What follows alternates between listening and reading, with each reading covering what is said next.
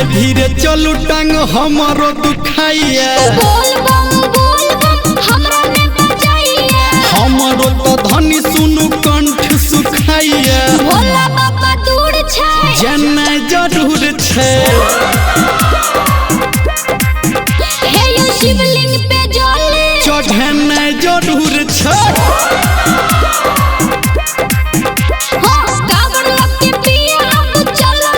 धीरे धीरे चलू टांग हमारो दुखाइया भोला बाबा दूर छै जाना जरूर छै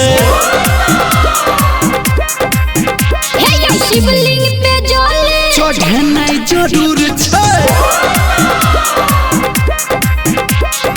डीजे मिठू अभी जब आप सुन रहे हैं सावरिया म्यूजिक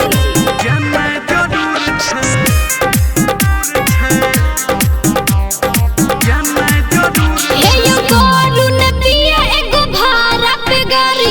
रोड पे कबरिया के भीड़ छे भारी करुण पिया एगो भाड़ा पे गाड़ी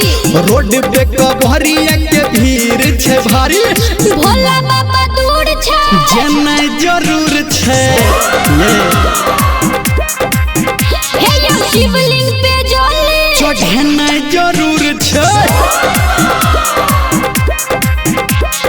कावर लग के पिया अब चलल न जाइया धीरे धीरे चलू टांग हमारो दुखाइया भोला बाबा दूर छै जाना जरूर छै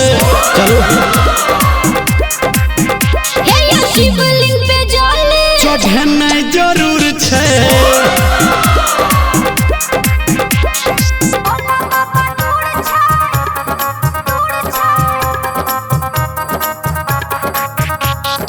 डीजे मिठू राजा पटसोनी रिकॉर्डिंग स्टूडियो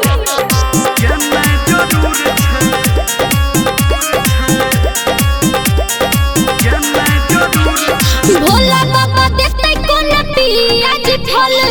दुन्नू परहनी जब चढ़े पइए जल भोला बाबा देते कोन पिया जी फल दुन्नू परहनी जब चढ़े पइए जल भोला बाबा दूर छै जाना जरूर छै चलो हे यो शिवलिंग पे जल चढ़ना जरूर छै कावर लग के पिया अब चलल न जाइया धीरे धीरे चलू टांग हमारो दुखाइया भोला बाबा दूर छै जाना जरूर छै चलो कनिए दूर छै हे यो शिवलिंग पे जल चढ़ना जरूर छै ये मैडम भ गेल छै बस कनिए दूर छै देखियो बाबा के